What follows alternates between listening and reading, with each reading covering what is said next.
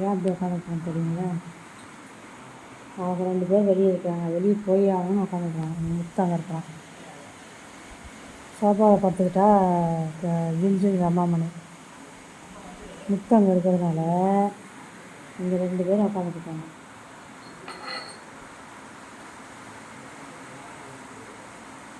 மழை வருதுன்ட்டு அவர் கீழே இறங்காமல் இருக்கார். அது ஜாலியாக போகிறது தான் வர்றது தான். வெளியே போகிறாரு, உள்ளே வராரு. அது பாருங்க, அப்பா கிட்ட பேசிகிட்டு இருக்காரு.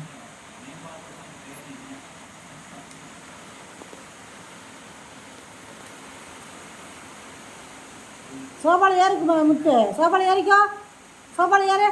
பா இல்லை வா. படுத்துக்கோ. படுத்துக்கோ. மழை வரும்போது வெளியே போகக்கூடாதுன்னு கேட்கணும். பார்த்துட்டு வரேன்னு போகிறான். போயிட்டு வந்துட்டார்.